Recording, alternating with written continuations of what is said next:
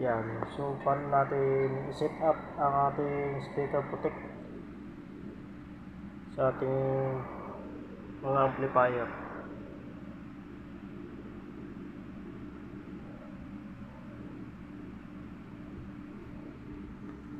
Yan. So, ang gamit ko dito mga boss ay yung Rocula, expandable.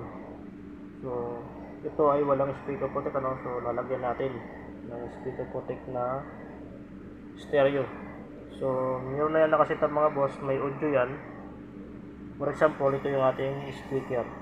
So, dito yan nakakonect sa ating speaker out. Yan, sa out ng ating relay. So, pakita ko sa inyo mga boss, gumagana yan. I-off natin yung relay.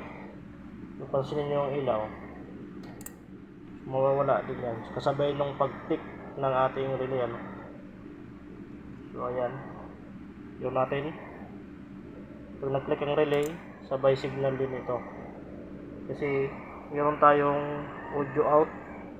Ito yung emitter natin, speaker out, galing sa ating amplifier, pumasok dito sa input ng ating speaker protect, itong relay na to. So nag-in dyan, ito naman yung output nya. So itong wire na to, ito yung output papunta dito sa ating signal.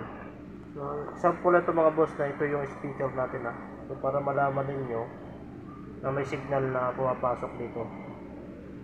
So meron din yan nakakabit na ground. So yung ground nya ito, sa ground nya nakakabit yan dyan. Ito yung ground nya.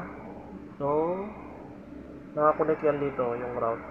So para magkaroon siya ng signal. So shoutout dun sa nag-request ng ganito kung paano daw i-set up sa ating amplifier.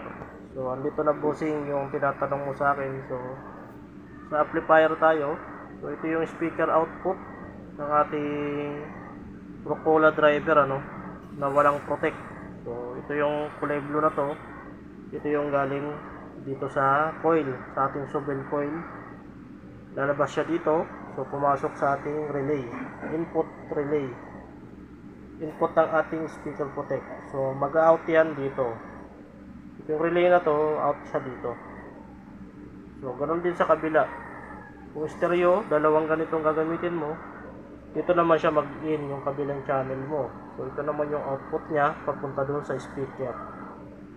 So ito yung amplifier natin, pumasok dito. Ito naman yung papunta sa isang speaker mo. So para meron siyang delay. So pansinin mo dito, i-off natin yung relay. Sabay ng pag off ng relay, mag-off din yung sounds niya. So yun natin uli. Yan, so dahil may delay yan. Yan, so pag click ng relay, gumagana uli yung speaker mo. So yun lang bossing, at sana nasundan mo yung aking explanation kung paano i-set up itong ating relay sa ating mga driver amplifier. Yan, thank you bossing.